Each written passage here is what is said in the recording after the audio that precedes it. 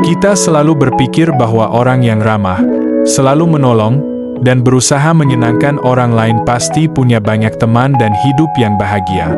Tapi, kenyataannya nggak selalu begitu. Ada kontradiksi yang mengejutkan, justru orang yang paling berusaha menyenangkan orang lain sering merasa paling kesepian. Gimana bisa? Mari kita bongkar bareng-bareng fakta psikologis yang out of the box ini. Bayangkan kamu punya teman yang selalu ada buat semua orang, gak pernah menolak bantuan, selalu tersenyum dan membuat suasana nyaman. Sekilas, hidup mereka terlihat sempurna, dikelilingi banyak orang yang menyayangi mereka. Tapi di balik senyum itu, mungkin ada kekosongan yang mereka sembunyikan. Mengapa orang yang selalu menyenangkan orang lain justru merasa paling sendirian? Ini bukan tentang menjadi orang baik atau buruk. Ini tentang sebuah jebakan psikologis yang dikenal sebagai people-pleasing behavior. Orang yang terus-menerus mengutamakan kebutuhan orang lain, secara tidak sadar, sering mengabaikan kebutuhan emosional mereka sendiri.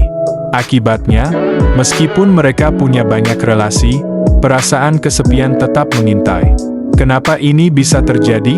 Ketika seseorang selalu fokus pada kebutuhan orang lain, mereka jarang memperhatikan apa yang sebenarnya mereka inginkan. Akibatnya, mereka kehilangan jati diri. Mereka terjebak dalam pola pikir bahwa kebahagiaan orang lain adalah kebahagiaan mereka. Tapi, faktanya, ini adalah kebahagiaan palsu yang tidak bisa mengisi kekosongan di dalam diri.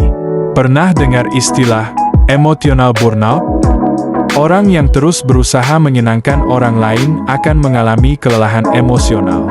Mereka sering merasa ditarik ke segala arah, mencoba memenuhi ekspektasi semua orang, tapi lupa untuk memberi ruang bagi diri sendiri.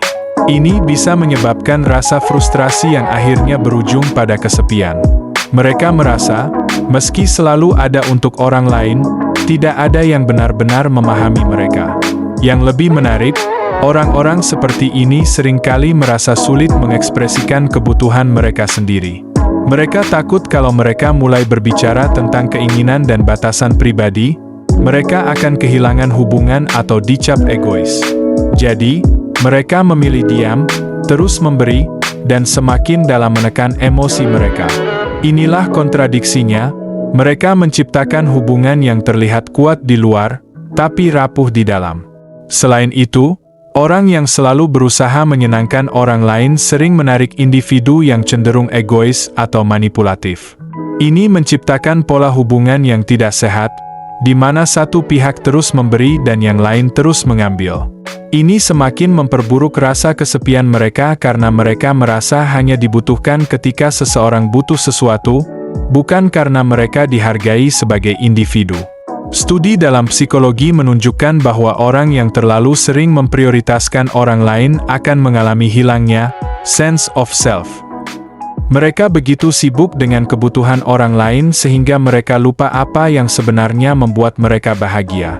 Ketika akhirnya mereka sendirian, mereka merasa hampa, karena mereka sudah lupa bagaimana caranya merasakan kebahagiaan untuk diri sendiri. Riset juga membuktikan bahwa orang yang berusaha terlalu keras menyenangkan orang lain sering lebih rentan terhadap depresi dan kecemasan. Mereka merasa terjebak dalam lingkaran yang tak ada habisnya, tanpa tahu cara melepaskan diri.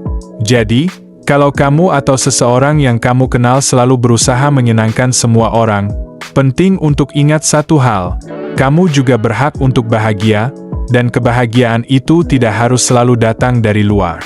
Menolak atau menetapkan batasan bukanlah tanda kelemahan, tapi tanda kekuatan. Kamu tidak perlu selalu berkata, "iya," untuk merasa dicintai atau dihargai. Mulailah dengan hal kecil, tanya pada diri sendiri, apa yang aku butuhkan hari ini, dan berani untuk mengatakan, tidak, ketika kamu merasa kewalahan.